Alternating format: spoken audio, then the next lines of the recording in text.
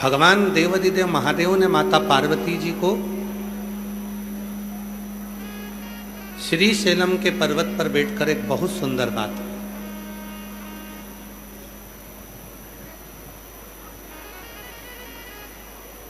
जब भगवान शिव माता पार्वती जी को श्री शैलम के पर्वत पर लेकर गए, माँ वीणा वादनी का दर्शन हुआ।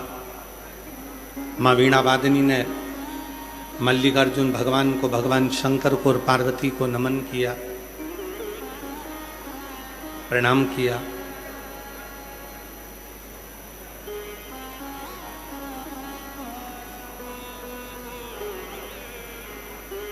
तो भगवान शिव ने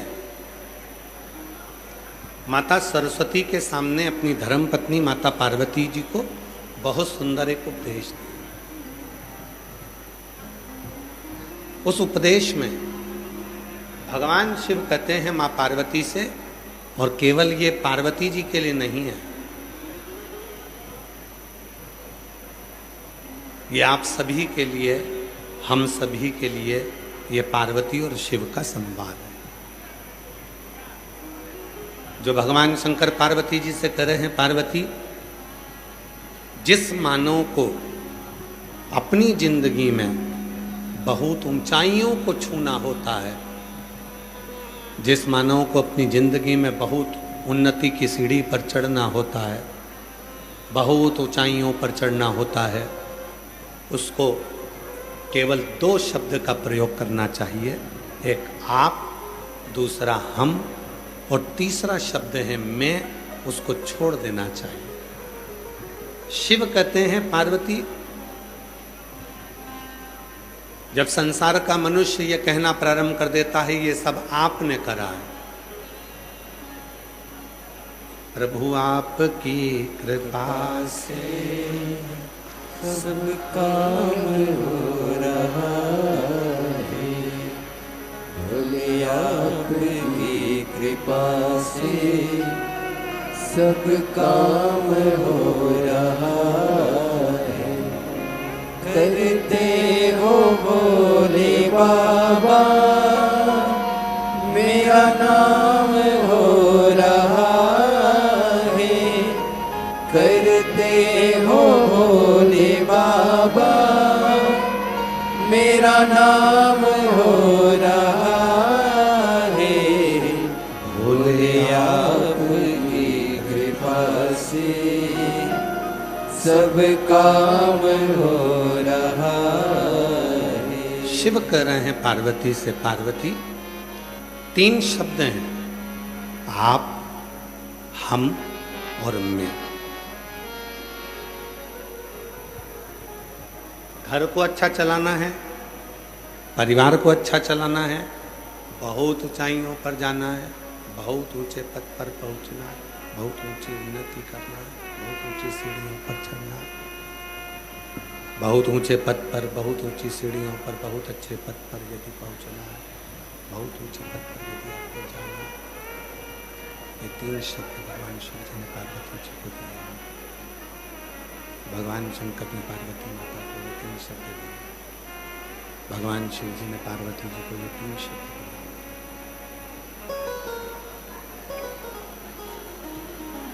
उन्नति पर चढ़ने के लिए, तरक्की करने के लिए, भगवान उन्नति पर चढ़ने के लिए, अपने परिवार, अपने कुटुंब को संजोने के लिए 3 शब्द में से केवल 2 शब्दों का संबोधन श्रेष्ठ है।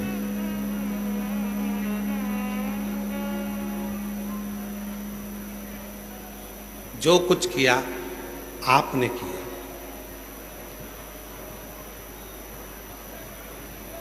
जहां यह संबोधन आ जाता है कि आपने करा है, समझ लो कि आप जिंदगी के सबसे श्रेष्ठ व्यक्ति हो गए और आपकी जिंदगी उन्नति की ओर चढ़ना प्रारंभ। हमने कुछ नहीं किया। जब पहले दिन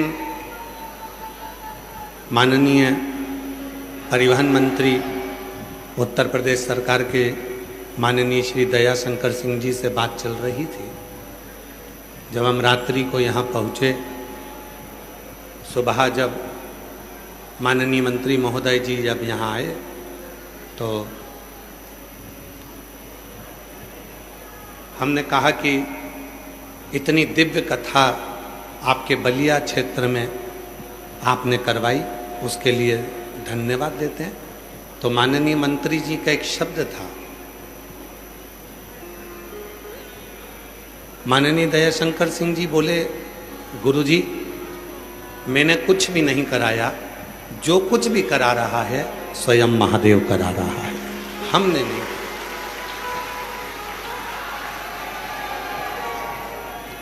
ये जिंदगी की एक श्रेष्ठता है, ये जीवन की एक श्रेष्ठता है। जब हमारे मुंह से हम ये कह देते हैं कि मैंने कुछ नहीं करा, सब आपने किया है, समझ लो कि वो उन्नति की सीढ़ी पर चढ़ना प्रारंभ।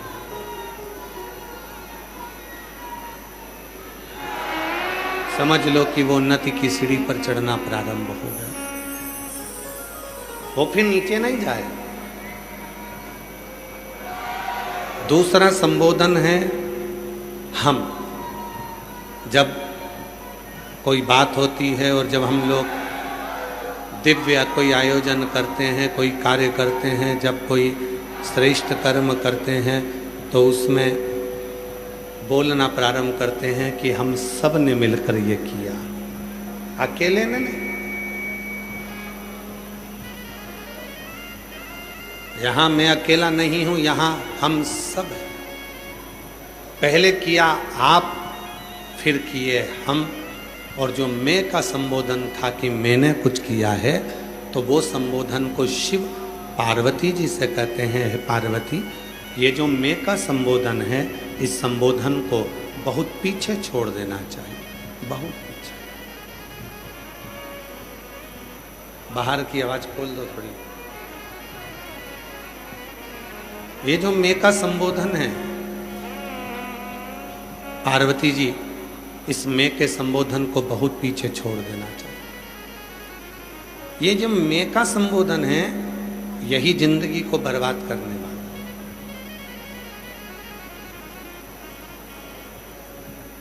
घर किसका?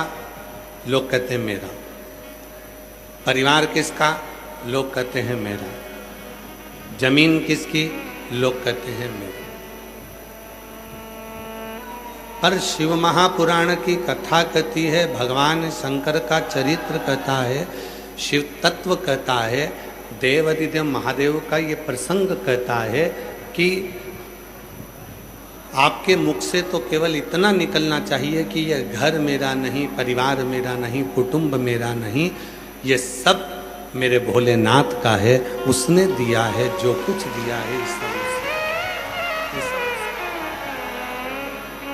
तेरी कृपा बिना ना हिले एक भी अनु लेते श्वास, तेरी कृपा से तनु तनु। शिव जी कह रहे हैं पार्वती से, पार्वती, ये तीन शब्द हैं।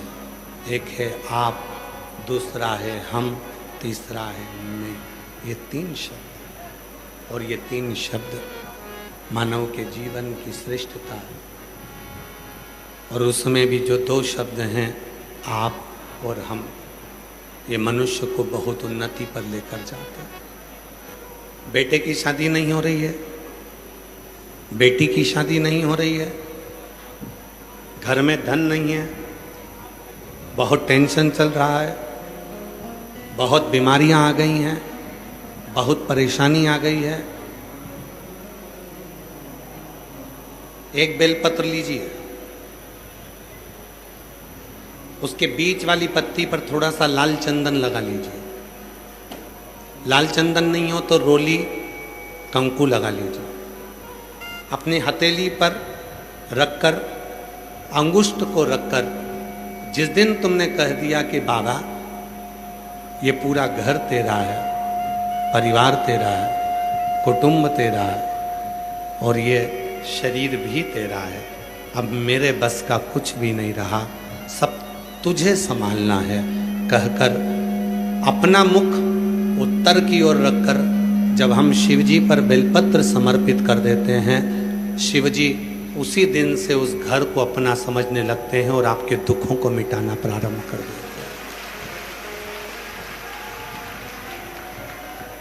शिवजी उसी दिन से अपने हमारे जीवन के कष्टों को, परेशानियों को, तकलीफों को मिटाना प्रारंभ कर देते हैं उसी दिन से।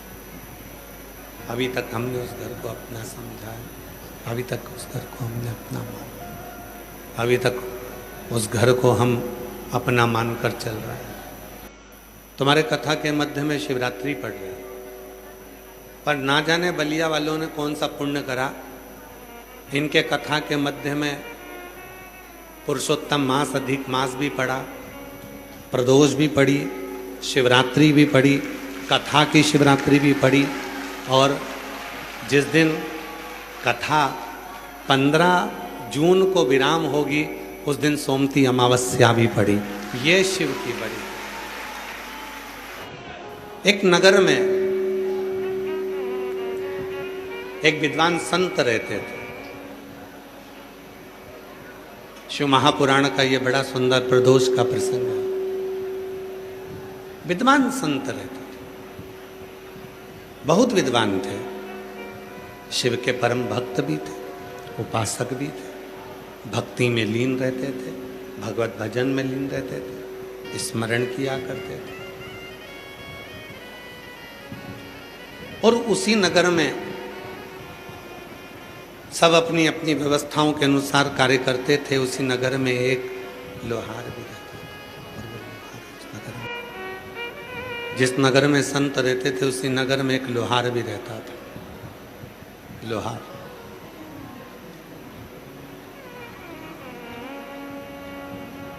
संत अपना कार्य करते थे, भगवत भजन।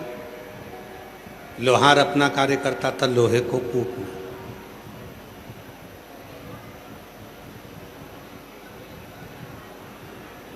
उसके पास में इतना धन, इतना वैभव नहीं था,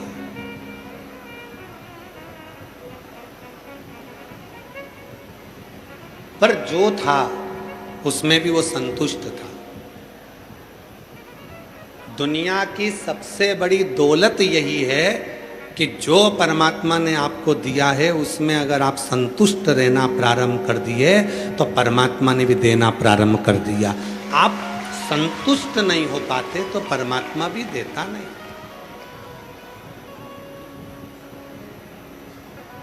लोहार अपना काम करता है, विद्वान संत अपना काम करता है। लोहार के पास में कुछ ज्यादा नहीं है,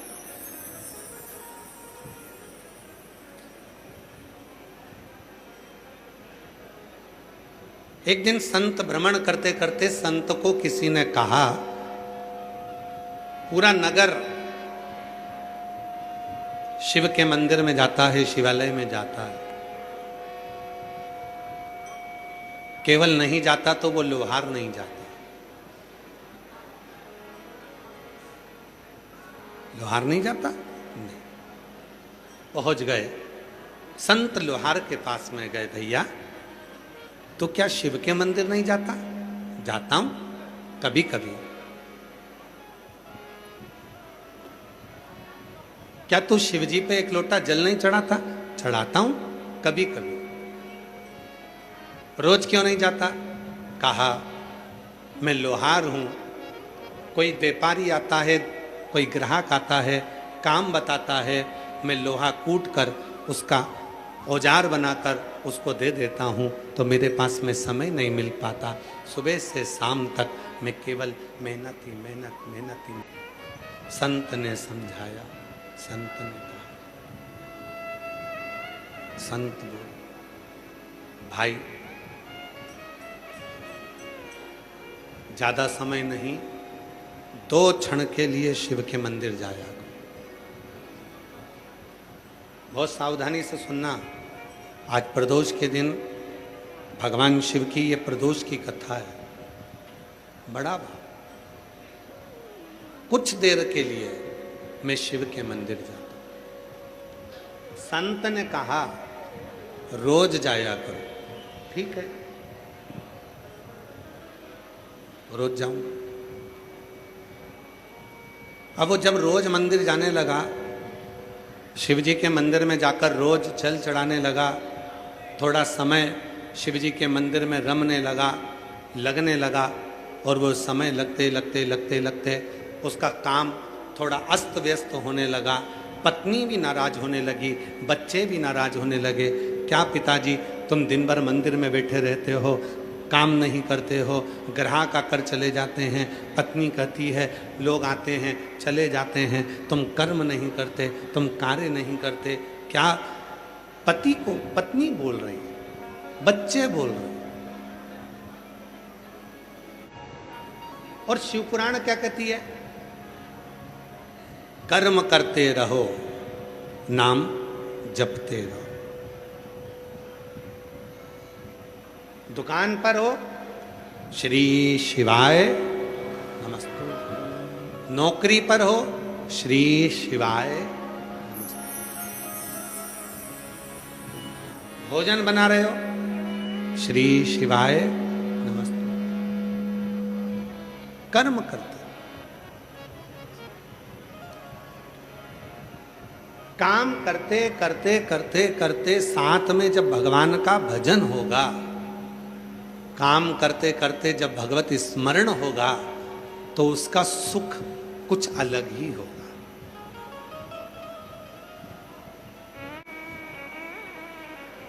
सब कुछ टूटे पर भरोसा ना टूटे। दुख आ गया, परेशानी आ गई, कोई बात नहीं। एक पत्र अच्छा है, देखिए। अलका राय कहीं बैठी हो, अलका राय, पति का नाम है सुशील कुमार राय, ग्राम पोस्ट करमोता, जिला बलिया की निवासी हैं। कहीं बैठी हो तो हाथ हिला सकती हैं, और अगर बैठी हो तो आ सकती हैं। मेरी शादी जून 2007 में हुई थी। शादी के 2-3 साल बाद से ही हमें बच्चे को जन्म देने का मन में आया, पर संतान जन्मी नहीं। फिर हमने इलाज करवाना प्रारंभ करा। दिल्ली, बनारस, हल्द्वानी के बड़े बड़े डॉक्टर को दिखाया, लेकिन कोई लाभ नहीं मिला। दिल्ली भी गए, बनारस भी गए, हल्द्वानी भी गए, पर कोई लाभ नहीं मिला। उत्तराखंड में मैंने IVF भी करवाया, पर वो भी सफल नहीं हुआ। टेस्ट पे भी करवाया, वो भी सफल नहीं हुआ। ऐसे करते करते करते करते 17 साल निकल गए, पर 17 साल तक मुझे औलाद नहीं। आखिरी में लोग मुझे बांझ कहने लगे। कई लोग तो मुख भी नहीं देखते, कोई शुभ कार्य में भी मुझे आमंत्रित नहीं करता। बड़े दुखी हो गए। तब करें तो करें क्या? 17 साल के बाद 2022 में पहली बार आपकी कथा के बारे में मेरी पड़ोसन ने बताया, और मैंने टीवी पर कथा सुनना प्रारंभ करी। आपने पार्थिव लिंग का पूजन कराया। सावन के महीने में हमने पार्थिव शिवलिंग का पूजन करा ऑनलाइन आपके साथ बैठकर। उसकी एक बेलपत्र हमने उठाकर रख ली। और आप लोगों से भी निवेदन है, कल 13 जून है, कल शिवरात्रि है, महीने की मासिक शिवरात्रि और अधिक मास की शिवरात्रि। शाम को 7 बजे पार्थिव शिवलिंग का अभिषेक करेंगे। जो घर पर हैं वो घर पर, जो दुकान पर हैं दुकान पर, जो पंडाल में है पंडाल में। एक एक मिट्टी का शिवलिंग बनाना, जो तुम्हारे पास में है वो समर्पित करना भाव से। शाम को 7 बजे प्रयास करेंगे कि हमेशा पार्थिव शिवलिंग तो हम घर पर बैठकर पूजन करते हैं यजमान के, पर इस बार हम धर्मेंद्र जी से बात करके प्रयास करेंगे कि कल का पार्थिव पूजन यहीं पर पंडाल में ही हो। तो पंडाल से ही लाइव प्रसारण चलेगा शाम को 7 बजे पार्थिव पूजन का। और जो लोग सीहोर कुबेरेश्वर धाम पर दर्शन करने वाले हैं उनके लिए कुबेरेश्वर धाम पर भी एलईडियाँ चल जाएंगी। वो लोग एलईडियों पर कुबेरेश्वर धाम के पंडाल में प्रांगण में सब दूर एलईडियाँ लगी रहेंगी, वहाँ पर भी आप लोग पूजन कर सकते हैं और अपने अपने घरों पर करें। मान लो आस्था चैनल पर लाइट चली जाए, जो लोग ऑनलाइन पूजन करेंगे अपने अपने घर पर, तो पंडित प्रदीप मिश्रा के यूट्यूब चैनल को आप लिंक को 5 बजे भेज दी जाएगी, उसको आप रखें और अगर लाइट जाए तो उसको चालू कर लें और लाइव प्रसारण आस्था चैनल का भी यूट्यूब चलेगा, पंडित प्रदीप मिश्रा का भी चलेगा और आस्था चैनल भी चलेगा। सब पे ऑनलाइन पूजन शाम को 7 से 8 चलेगा। तो हम अभी धर्मेंद्र जी से बात कर धर्मेंद्र जी आए हैं, कहाँ हैं धर्मेंद्र जी?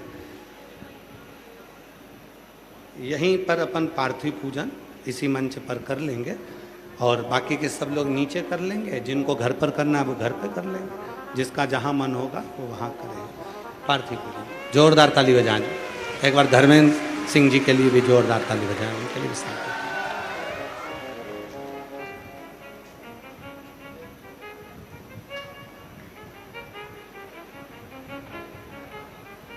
धर्मेंद्र सिंह जी लगता ही नहीं है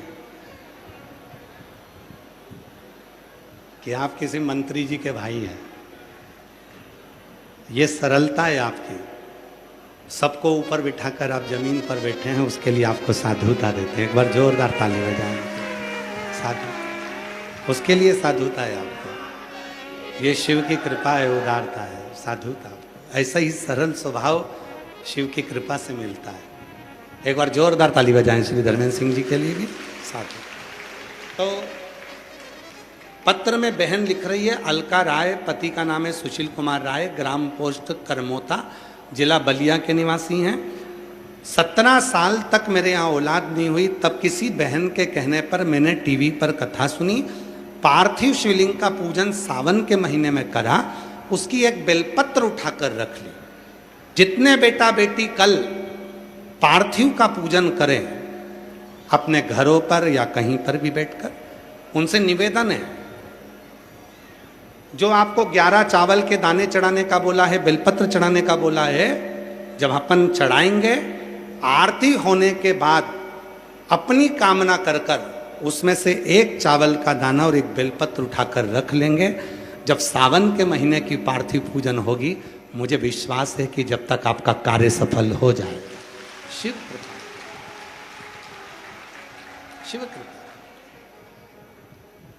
तो कहा कि हमने पार्थिव पूजन करी, फिर हमने शिव जी की कथा के सुनकर 1 लोटा जल चढ़ाना प्रारंभ करा, सफेद आंकड़े की जड़ का प्रयोग करा और बाबा की ऐसी कृपा हुई गुरुदेव, 17 वर्ष के बाद मुझे जून के महीने में 2023 में संतान की प्राप्ति हो गई। मैं बाबा को प्रणाम करने के लिए, बाबा को नमन करने। और ऐसा ही एक पत्र और है, बड़ा सुंदर है, देखिए। सोनी देवी, पति का नाम पुष्कल सोनी, बड़का गांव, जिला भोजपुर, बिहार की रहने वाली हो। कहीं बैठी हो तो हाथ हिला सकती हैं और अगर आई हो तो बेलपत्र लेने के लिए आ सकती हैं। सोनी देवी, पति का नाम पुष्कल सोनी, बड़का गांव, जिला भोजपुर, बिहार की रहने वाली। गुरुदेव, मेरी शादी को 12 वर्ष हो चुके थे, फिर भी मेरी कोई संतान नहीं थी। मैंने डॉक्टरों को कई बार दिखाया पर उससे भी कोई फायदा ना हुआ। अंत में मैं निराश होकर घर बैठ गई। फिर मेरी माँ ने बताया कि तुम टीवी पर पंडित प्रदीप जी मिश्रा की कथा सुनो। फिर मैंने आपकी कथा सुनना प्रारंभ किया। आपकी बताई हुई एक लोटा जल मैं महादेव को चढ़ाने लगी। फिर मैंने गुरुजी आपकी कथा वाराणसी में पंडाल में बैठकर सुनी। उसी पंडाल की मिट्टी को मैं लेकर आ गई, अपने गर्भ पर लगाना प्रारंभ कर दिया और पशुपति व्रत करना प्रारंभ करा। बाबा की कृपा से 12 वर्ष के बाद 20/1/2026 को बाबा की कृपा से मुझे जुड़मा 2 बेटों ने जन्म लिया। मैं बाबा को यहाँ प्रणाम करने के लिए आई हूँ। जुड़मा 2 बच्चों ने जन्म लिया, मैं बाबा को यहाँ प्रणाम करने के लिए आई हूँ। और तेरी कृपा का क्या है भरोसा, कब किस पर हो जाए जरा सी हम पर कर दो। और जब थोड़ा समय लगने लगा, थोड़ा समय जब लगने लगा, तब पत्नी ने भी कहा कि मंदिर में जाकर बैठ जाते।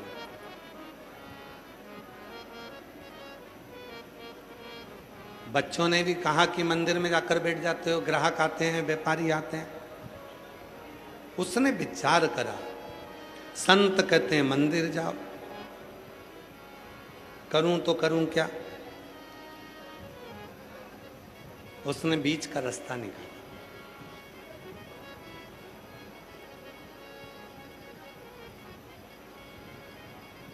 शिव महापुराण का सबसे बीच का रास्ता लोहार ने निकाला। रोज मंदिर जाता है, नंदी के कान में कुछ कहकर वापिस आ जाता है। दो चीजें हैं, आज कथा में आई है तो आप लोगों के स्मरण में आ जाए। जिसके घर में औलाद नहीं है, संतान नहीं है,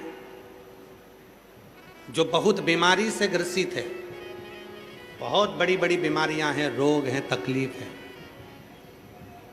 ये दो व्यक्ति जिसके औलाद नहीं है, कोई बीमारी से ग्रसित है, कोई बहुत बड़ी उलझनों में फंसा हुआ है, ये तीसरा। ऐसे व्यक्ति को जब शिव के मंदिर में जल चढ़ाने जाते हैं तो नंदी के सीधे कान में जल चढ़ाने से पहले अपने मन की बात नमः शिवाय, ओम नमः शिवाय, श्री शिवाय नमस्तुभ्यम कहकर अपने मन की बात नंदी के कान में कहकर फिर शिव जी को जल चढ़ाना चाहिए। और यदि किसी व्यक्ति को व्यापार खोलना है, कोई प्रॉपर्टी खरीदना है, कोई जमीन जायदाद का लफड़ा हो गया, कोई अदालती केस हो गया, कोई तकलीफ में फंस गया, कोई नौकरी नहीं लग रही है, कोई सर्विस नहीं हो रही है, कोई बहुत एग्जाम दे लिया, 1-2 नंबर से दे रहा है, कोई कंपटीशन एग्जाम में नहीं निकल पा रहा है, तो उस व्यक्ति को पहले जल चढ़ाना चाहिए, फिर आकर नंदी के राइट कान में, सीधे कान में ही नंदी के अपने मन की बात कहकर वापिस अपने घर की ओर आ जाना चाहिए। दोनों में अंतर है, दोनों में।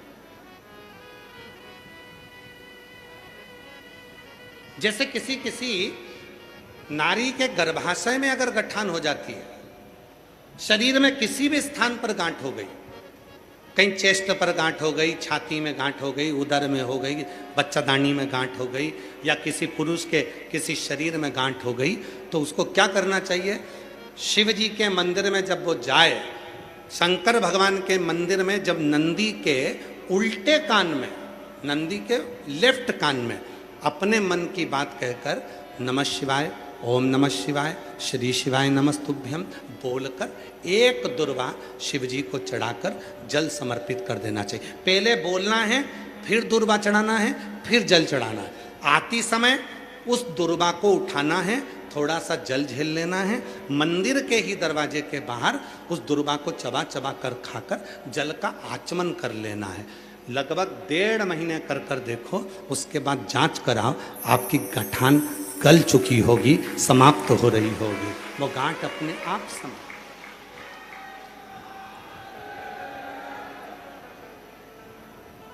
कई लोग कहते हैं गुरुजी नंदी और शिव में, नंदी उधर बैठा है, शिव जी का शिवलिंग इधर है, दोनों में ये समता का भाव क्या? महाराज, शिव जी के स्थापना के समय पर नंदी की स्थापना के समय पर नंदी और शिव जी के बीच में एक सूत्र बनता है जिसको सोमसूत्र कहते हैं। वो पत्थर में दब जाता है, उसको लोग ऊपर से टाइल्स पत्थर लगा देते हैं, एक तार जाता है।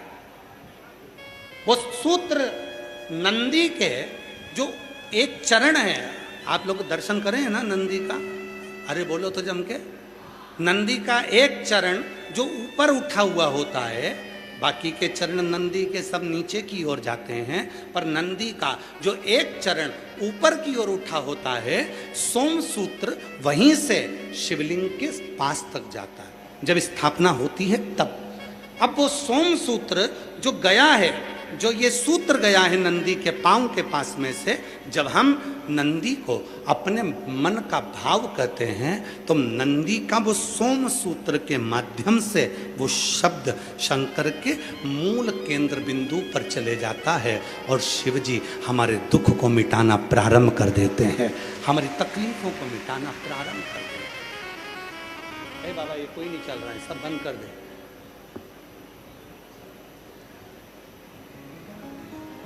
सोम सूत्र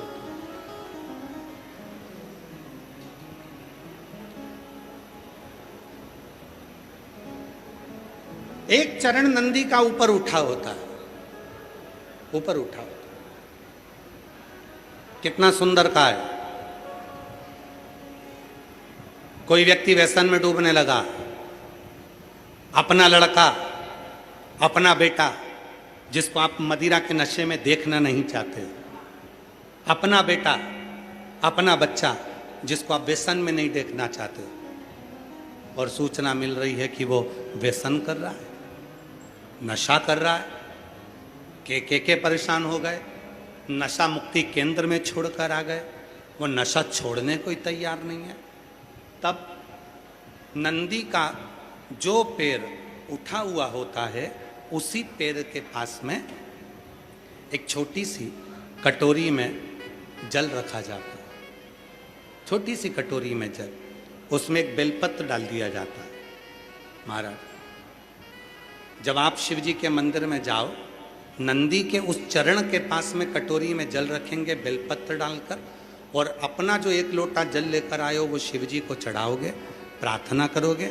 जल चढ़ाने के बाद आप जब वापिस आओगे, उसी कटोरी को जो बेलपत्र रखा हुआ जल है उसको लेकर आइए, और जो व्यसन में डूबा हुआ व्यक्ति है, जो बच्चा नवयुवक नशा नहीं छोड़ रहा है, उसको धीरे धीरे रोज प्रतिदिन वो जल थोड़ा थोड़ा रोज का देना प्रारंभ करिए।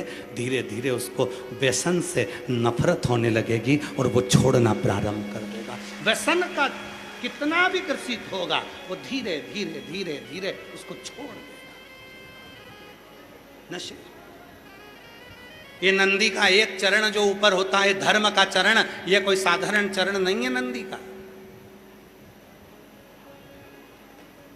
ये नंदी का कोई साधारण चरण नहीं है।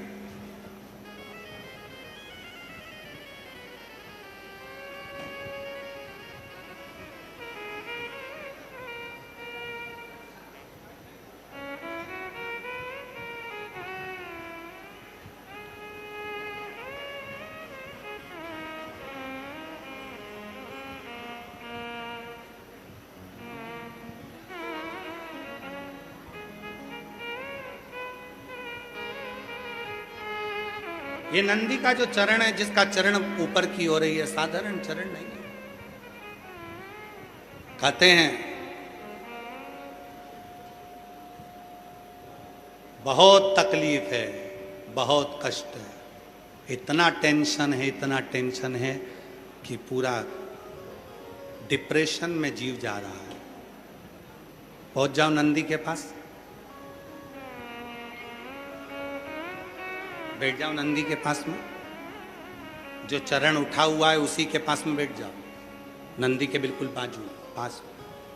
कुछ देर ओम का नाद करना प्रारंभ करिए।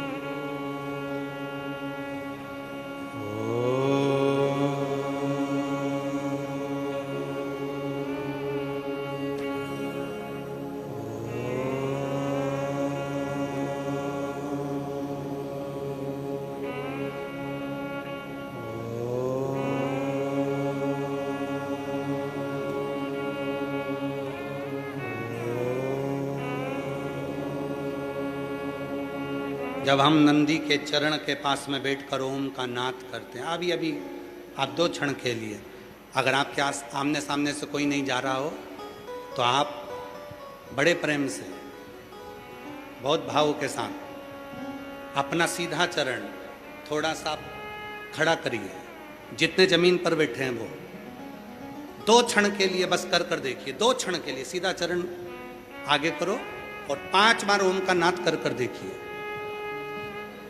कमर दुख रही है, पीठ दुख रही है, सिर दुख रहा है, डिप्रेशन हो रहा है, टेंशन है, 5 बार ओम का उच्चारण करना है आपको। केवल चरण आप इस तरह से इसको चरण को रख लो, बस केवल इस चरण को खड़ा करो और साथ में ओम का लंबा नाद करेंगे। सब साथ में बोलेंगे, सबके मुख से शब्द निकलना चाहिए और अच्छा लंबा स्वर निकलना चाहिए, अच्छी आवाज निकलना चाहिए, एकदम गुप्त चुप रहकर नहीं, लंबा स्वर।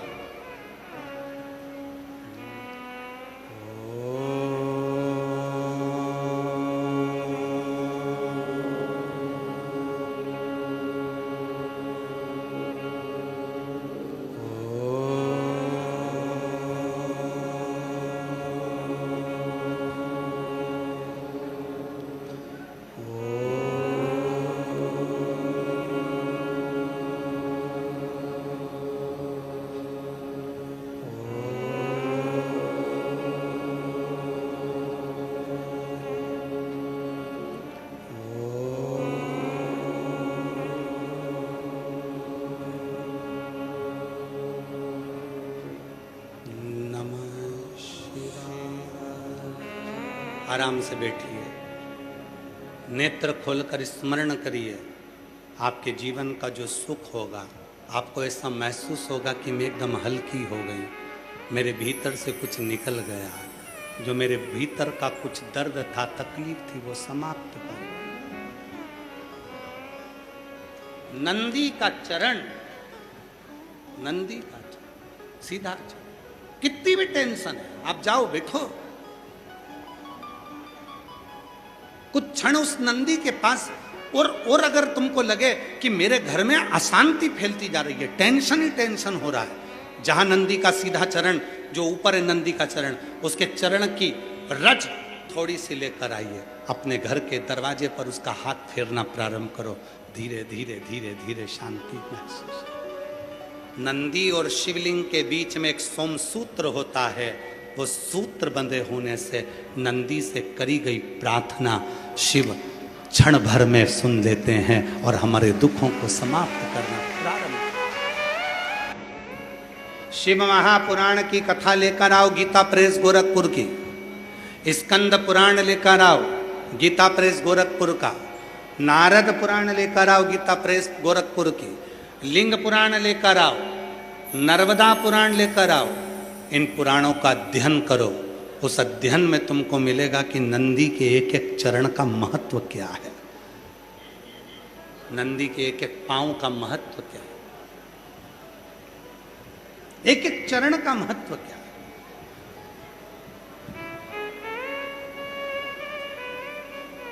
अभी सीहोर में कुछ समय लगेगा, अभी यार इतनी जल्दी तो नहीं, पर सीहोर में एक दिव्य और भव्य नंदीशाला का निर्माण हो रहा है कुबेरेश्वर धाम पर। ऐसी नंदीशाला जिसमें जीवित नंदी तो रहेंगे ही, साथ में एक नंदी ऐसा रहेगा, उस नंदी का दर्शन नंदी की पत्नी के साथ में केवल एक कुबेरेश्वर धाम पर ही होगा, नंदी की धर्म पत्नी के साथ। वहां जीवित नंदी तो रहेंगे, जिन नंदियों को लोग छोड़ देते हैं, नंदियों को लोग छोड़ देते हैं और वो नंदी बाद में कोई कसाई पकड़ कर ले जाते हैं, काट देते हैं। उन नंदियों की सुरक्षा के लिए कुबेरेश्वर धाम पर एक बड़ी नंदीशाला का निर्माण कुछ दिन में, लगभग बहुत जल्दी आप लोग उसका दर्शन ऐसे ही टीवी पर एलईडीओं पर करेंगे, जिसमें दिव्य नंदीशाला का दर्शन आपको होगा और उसमें नंदियों के स्मरण, नंदियों की सेवा, और साथ में जो नंदी का उसमें मंदिर का दर्शन करोगे, नंदी का दर्शन करोगे, उसमें उनकी पत्नी का भी दर्शन। 12 ज्योतिर्लिंग में केवल एक ज्योतिर्लिंग है ओमकारेश्वर। धर्मेंद्र जी, 12 ज्योतिर्लिंग में केवल एक ज्योतिर्लिंग है ओमकारेश्वर, जिस ओमकारेश्वर में भगवान शंकर के ज्योतिर्लिंग के सामने जो नंदी है, वो नंदी अपनी धर्म पत्नी के साथ विराजमान है। पूरे 12 ज्योतिर्लिंग में केवल एक ज्योतिर्लिंग।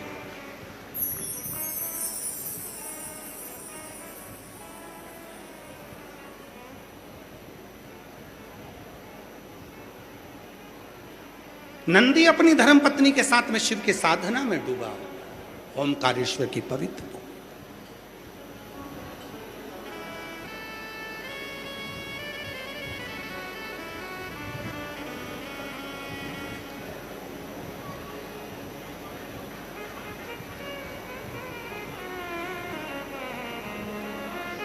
दिव्य नंदीशाला। नंदी के एक एक चरण का महत्व आप पुराणों के अंतर्गत देखिए। पुराण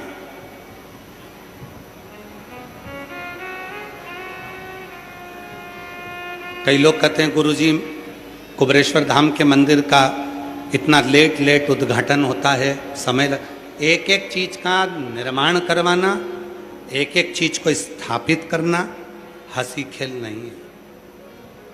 भोजनशाला कुबेरेश्वर धाम की अभी कभी आप दर्शन करेंगे तो 25 से 50 हजार लोग रोज भोजन करते हैं सीहोर कुबेरेश्वर धाम की भोजनशाला में। मैं आस्था चैनल वालों से भी निवेदन करूंगा आप उसका दर्शन जरूर कराएं। हजारों लोग सीहोर कुबेरेश्वर धाम की भोजनशाला में भोजन करते हैं। सुबह 10 बजे भोजन प्रारंभ होता है, शाम को 4 बजे बंद होता है, 3 से 4 के बीच में। 7 बजे फिर प्रारंभ होता है, 8-9 बजे बंद होता है। प्रतिदिन हजारों लोग भोजन करते, लाइन से आते हैं, भोजन ग्रहण करते हैं। कुबेरेश्वर धाम की भोजनशाला निःशुल्क। कुबेरेश्वर धाम का एक दिव्य हॉस्पिटल बनाया है, भव्य हॉस्पिटल बनाया। उस हॉस्पिटल में चिकित्सा की व्यवस्था, वेंटिलेटर की व्यवस्था, ऑक्सीजन मशीन की व्यवस्था सारी सुचारू रूप से निःशुल्क चले, उसके लिए दिव्य हॉस्पिटल बनाया।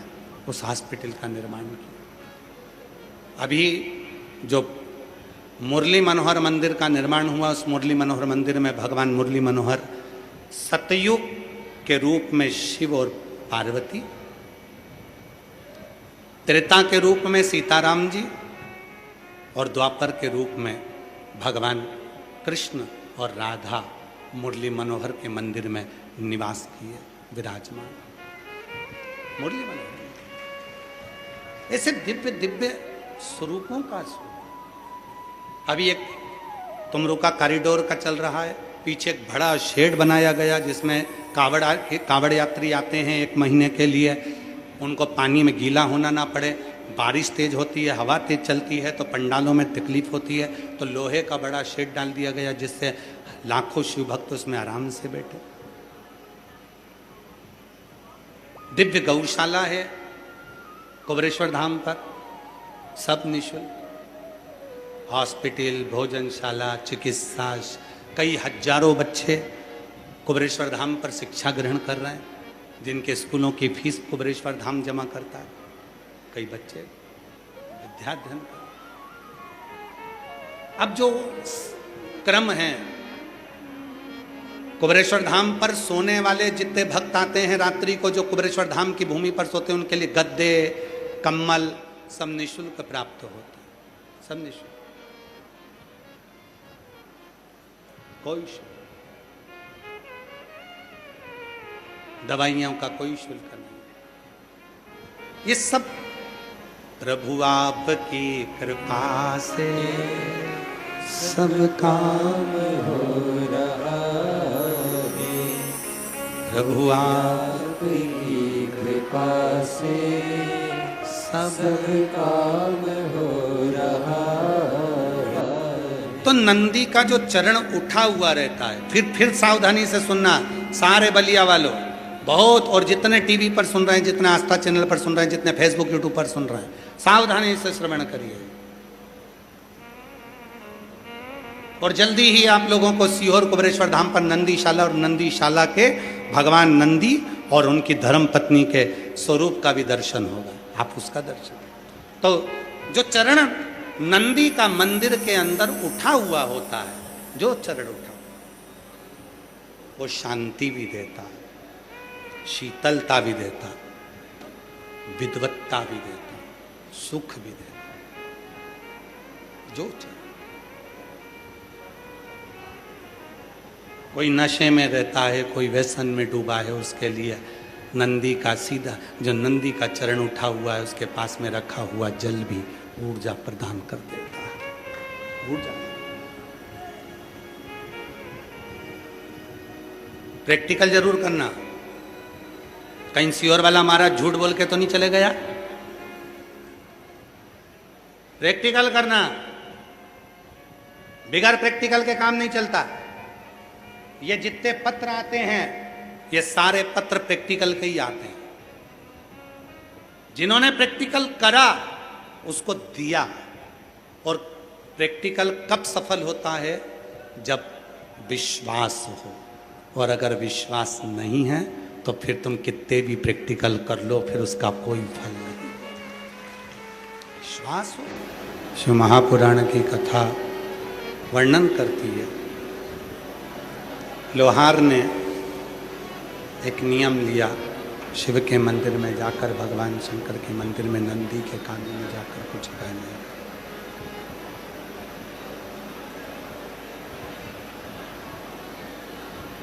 नंदी के कानों में जाकर कुछ कहने। अब समय कम लगता है उसको, जाता है नंदी के कानों में कहकर वापस लौट कर आ जाता है, फिर जाता है नंदी कानों में कहकर वापस आ जाता है। ज़्यादा भटकता नहीं, शिव के मंदिर में जाता है, नंदी के कानों में कहकर वापस आ जाता है। संत को मालूम पड़ा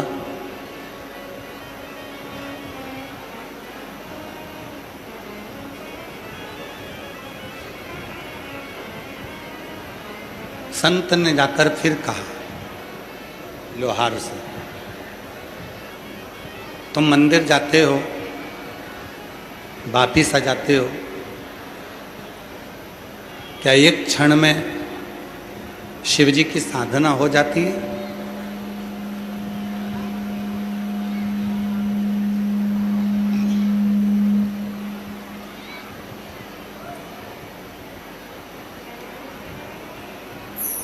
क्या एक क्षण में भगवान शंकर की पूजन अर्चना हो जाती है?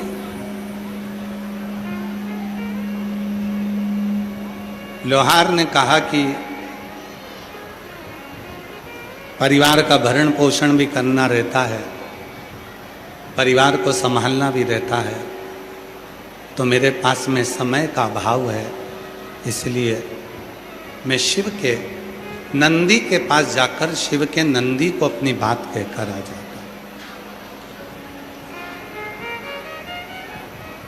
शिव नंदी के पास। और फिर निवेदन है मेरी जीजियों,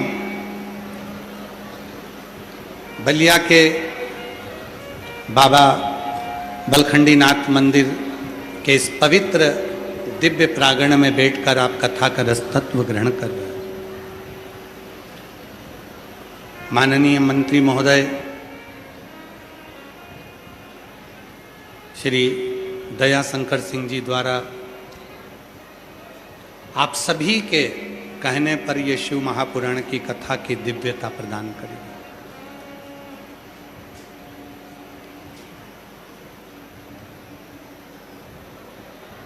नहीं है समय आपके पास में, मंदिर में बहुत ज़्यादा समय हमको नहीं दे पाते, कोई बात। शिव महापुराण की कथा कहती है आप बहुत ज़्यादा समय शिव को नहीं दे सकते, मत दीजिए। बहुत सारा वैभव नहीं दे सकते, मत दीजिए। बहुत सारा कुछ पदार्थ नहीं दे सकते, मत दीजिए। पर शिव कथा कहती है एक क्षण का यदि केवल नाम उच्चारण, एक क्षण का केवल मंत्र जाप, एक क्षण का केवल नाम स्मरण भी आप शिव को दोगे, उसमें भी मेरा शंकर तुम्हारा कल्याण कर देगा, मेरा शिव तुम्हारा। वो एक क्षण, बहुत सारा नहीं, थोड़ा।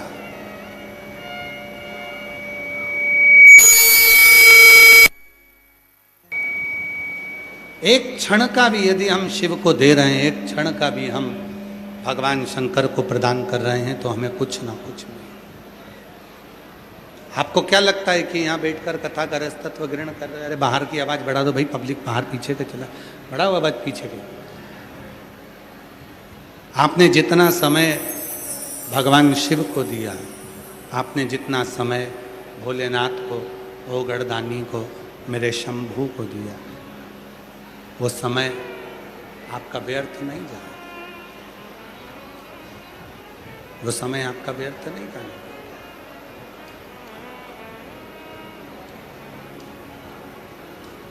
उसको कहते हैं महाकाल। महाकाल मतलब काल की गणना रखने वाला। शंभु शंभु शंभु शंभु शंभु शंभु शंभु शंभु शंभु शंभु शंभु शंभु शंभु शंभु शंभु। इसमें तकलीफ क्या है भाई? साउंड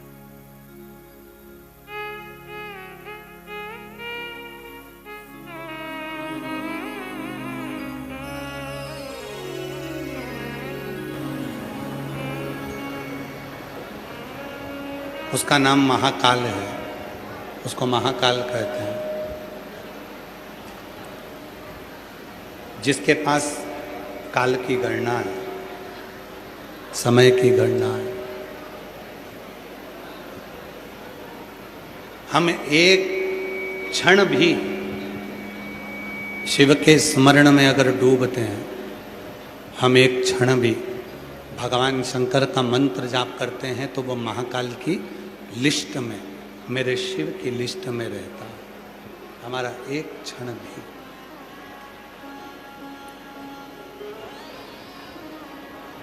लोहार शिव के मंदिर जाता है, भगवान शंकर के मंदिर में, शिव के मंदिर में जाकर नंदी के कान में कहकर वापिस आ जाता है।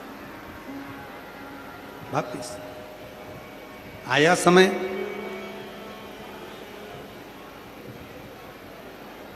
पूरे नगर में ऐसी जलवृष्टि हुई, ऐसी जलवृष्टि हुई कि पूरा नगर जल जल चारों तरफ भराने लगा। चारों तरफ जल ही जल भराने लगा। जब चारों तरफ जल होने लगा, तब संत अपनी पूजन में बैठे, अपना झोपड़ा बह गया, संत भी अपने नगर से चले गए। पर वो लोहार जो चारों तरफ पानी ही पानी देखा, तो दौड़कर नंदी के पास पहुंचा और नंदी के कानों में जाकर कहा, ए नंदी बाबा, शिव जी से कह देना मेरी सुध ले, मेरी सुध ले। भगवान शंकर से कहना कि मेरी सुध ले, आपका पुत्र पुकार रहा। नंदी के कानों में कहकर जैसे ही, नंदी के कानों में बोलकर जैसे ही लोहार वापिस आया, नंदी के कानों में कहकर, थोड़ा मिठास दे दे, गला पकड़ रहा है बहुत ज़्यादा। नंदी के कानों में कहकर जैसे ही लोहार वापिस आया कि बाबा से कह देना कि मेरी सुध ले।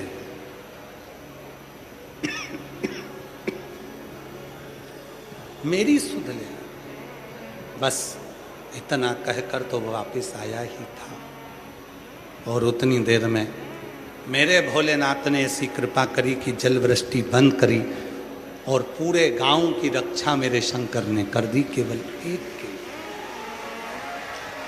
नंदी के कानों में जाकर कहना, अपने हृदय के भावों को कहना और अपने मन के भावों को नंदी के कानों में कहकर उसको अपने भाव को प्रस्तुत करना, भावों को नंदी के कानों में कहना। आप भी कभी शिव के मंदिर जाया करो तो कहकर आया करो, हे नंदीश्वर, भोले बाबा से कहना कि हमारी सुध लेना। बहुत उलझनों में घिरा हुआ हूं, बहुत तकलीफों में फंसा हुआ हूं, बहुत कष्ट में फंसा हूं।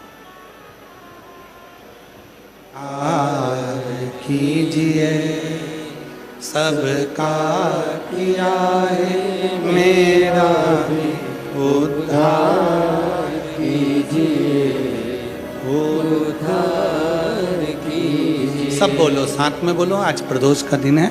महादेव नमन चरणों में, महादेव नमन चरणों में, स्वीकार कीजिए सबका किया है, मेरा भी उद्धार कीजिए, उद्धार कीजिए। हे त्रिपुंडधारी, हे त्रिशूलधारी,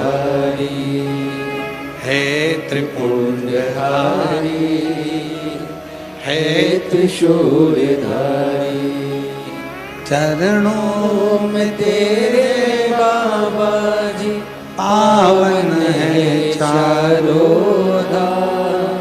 चरणों में तेरे बाबा जी पावन है चारों धाम। तेरी देव करते वंदना, पूजे सीताराम।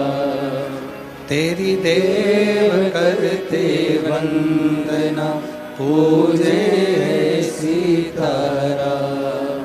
हो जाए पूरी कामना, हो जाए पूरी कामना।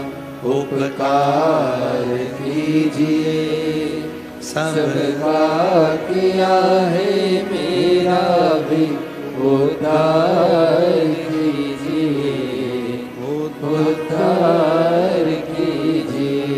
हे त्रिपुंडधारी, हे त्रिशूलधारी। शिव जी से अपने मन का भाव को नंदी के कानों में कहोगे, शिव तक पहुंच जाए। अपने मन के भाव नंदी से कहोगे, वो शिव तक पहुंचा दे। कौन माध्यम है? लड़का लड़की का संबंध जोड़ने के बीच में कोई ना कोई होता है। मामा, काका, बुआ, फूफा, नाना, नानी, कोई होगा जो संबंध जोड़ देगा। लड़की अच्छी है, देख लो एक बार, परिचित हैं अपने, देख लो एक बार। लड़का अच्छा है, देख लो एक बार, परिचित हैं। संबंध जोड़ने में कोई एक रिश्तेदार जो लड़का लड़की को पहचानता है, उसका परिचित बीच में रहता है। उसी तरह शिव से जोड़ने में कोई शिव का भक्त बीच में रहता है, जो आपको शंकर से जोड़ देता है। शिव से कोई एक पत्र अच्छा है, देखो पत्र अच्छा है, देखो। कोई बीच में जोड़ने वाला, आप जो पत्र देखिए। मेरा नाम महिमा त्रिपाठी, मैं लखनऊ उत्तर प्रदेश से हूं। महिमा त्रिपाठी, लखनऊ उत्तर प्रदेश से हूं। कहीं बैठी हो तो आ सकती हैं बेलपत्र में। मेरा मायका श्री राम जी की नगरी अयोध्या में है। 6 साल पूर्व मेरे स्तन में गांठ हो गई थी। डॉक्टर ने कैंसर की आशंका बता दी थी, किंतु हमारी परिस्थिति बहुत डाउन है। क्या करें, क्या करें? तब हम आपको नहीं जानते थे गुरुजी, हम आपको नहीं पहचानते। कहीं बैठे हैं? आ जाओ, आ जाओ। मैं महिमा त्रिपाठी, लखनऊ उत्तर प्रदेश से। हम आपको नहीं पहचानते थे। डॉक्टर को दिखाया तो डॉक्टर ने तो कह दिया था कि यह गठान ठीक नहीं है, जो चेस्ट में हुई है ये गठान ठीक नहीं है। कैंसर की आशंका बता दी, घबरा गए। फिर कोई एक मिला, उसने कहा सियोर वाला बाबा कथा कहता है, अगर कथा सुनो और उसकी कथा पर भरोसा करो, विश्वास करो, तो मैं पक्के में कहती हूं कि तेरी गठान गलेगी जरूर, ऑपरेशन की जरूरत नहीं पड़ेगी और कुछ नहीं निकलेगा। हमने बाबा पर भरोसा करा, गुरुदेव बाबा की ऐसी कृपा हो गई, शिव जी पे चढ़ाया जल पीती, आपकी कथा सुनती मोबाइल पर, टीवी पर, और दूसरी बार जब जांच कराने गई तो मेरी स्तन की जो गांठ थी वो पूरी की पूरी गल चुकी थी। मैं बाबा को यहाँ नमन करने के लिए, एक पत्र और बड़ा सुंदर है, देखिए, पिंकी देवी, पति का नाम दीपक चौधरी, महंत बा सहलीना, जिला गाजीपुर से आई हूँ। बाबा 13 साल के बाद खुशियाँ आई हैं। बाबा मैं दर दर ठोकर खाने के बाद महादेव के चरणों में गिर गई, मगर बाबा मुझे झुकने मेरे शिव ने ऐसी कृपा कर दी गुरुदेव कि उसने संभाल लिया। लोग मुझे बांझन बोलते थे, कोई अपना बच्चा, मुझे बांझिन को बोलते थे, कोई अपना बच्चा मेरी गोद में नहीं देता था। सारे डॉक्टरों का इलाज कर कर थक गई। तब आखिरी में किसी ने कहा, कोई माध्यम बीच में बना, उसका सियोर वाला बाबा कथा कहता है, पंडाल में बैठकर सुनो, उसकी मिट्टी को गर्भ से लगाकर प्रार्थना करो। आज बाबा की कृपा से 13 साल बाद मेरे बाबा ने मुझ पर खुशियां दी। 13 साल। एक पत्र और बड़ा सुंदर है,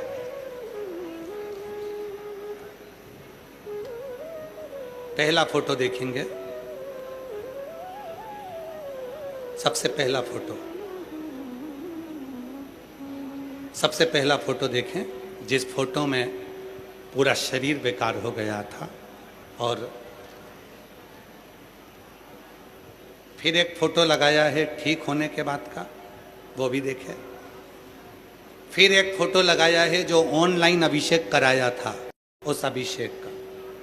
अब पत्र, मैं सोनी चौरसिया, पति सोनू चौरसिया, ग्राम बड़सरी के निवासी हूँ।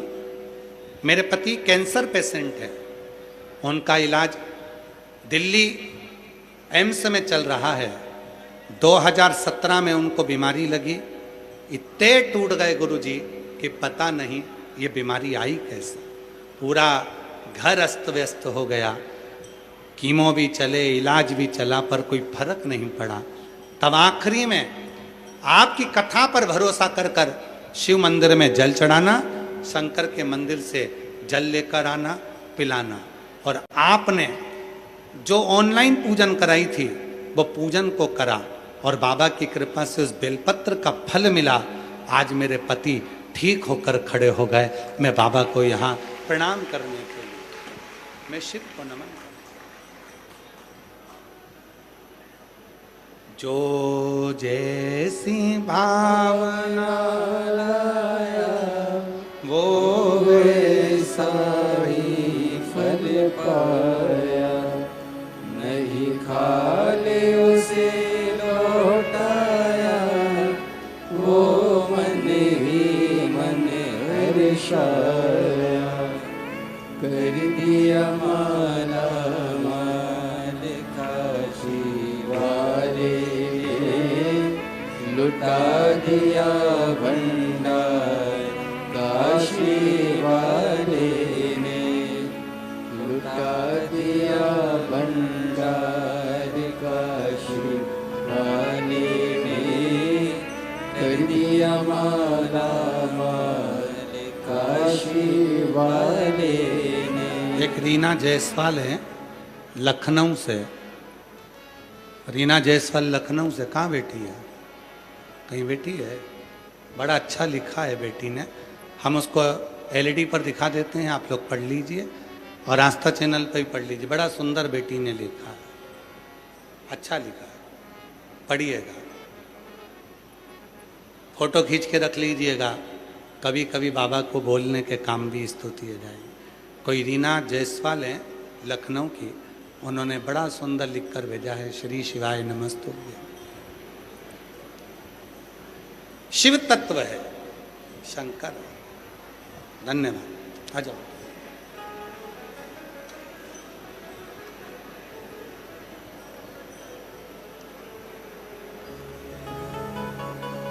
किसको हो गया था? ठीक है, आप ही को हो गया। यही बेटी को चेस्ट में गठान हो गया था। डॉक्टर ने तो कुछ और बीमारी बता दिया था, पर बाबा की कृपा से इतना भरोसा करा इस बेटी ने कि रोज शिव जी के मंदिर में जल चढ़ाती, बेलपत्र चढ़ाती, उठाकर लाकर खाती, बाबा से प्रार्थना करती। बाबा की कृपा से आज पूरी गठान गल गई, ऑपरेशन की जरूरत नहीं पड़ी और ठीक।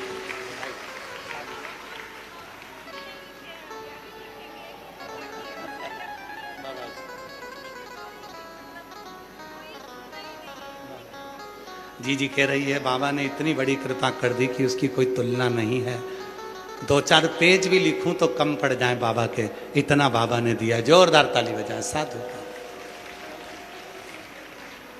महादेव नमन चरणों में, सब बोलो, प्रदोष है आज, दिल से बोलो। महादेव नमन चरणों में स्वीकार कीजिए, सबका किया है मेरा भी उद्धार कीजिए, उद्धार कीजिए। है त्रिपुंडधारी, है त्रिशूलधारी, है त्रिपुंडधारी, है त्रिशूलधारी। चरणों में तेरे बाबा जी पावन है चारों धाम। चरणों में तेरे बाबा जी पावन है चारों धाम। तेरी देव करते वंदना, पूजे हो जाए पूरी कामना, हो जाए पूरी कामना। उपकार कीजिए, सबका किया है मेरा भी उद्धार कीजिए, उद्धार कीजिए। हे त्रिपुंडधारी, त्रिशूलधारी। लोहार नंदी के पास जाकर अपने मन के भाव को कहता है।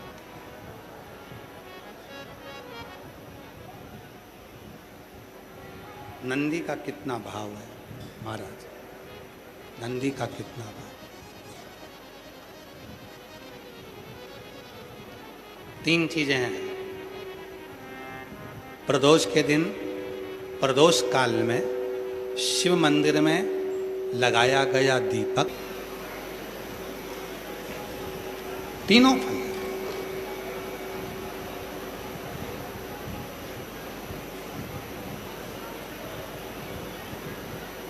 तीनों फल प्रदान करते हैं।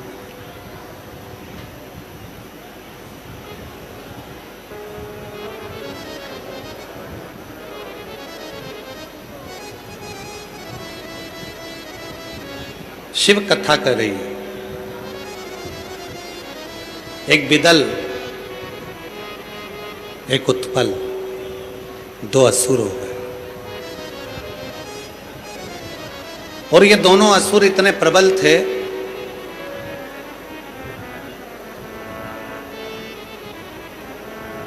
बस एक गलती कर बैठे, वो माता पार्वती जी को गलत दृष्टि से देख ली।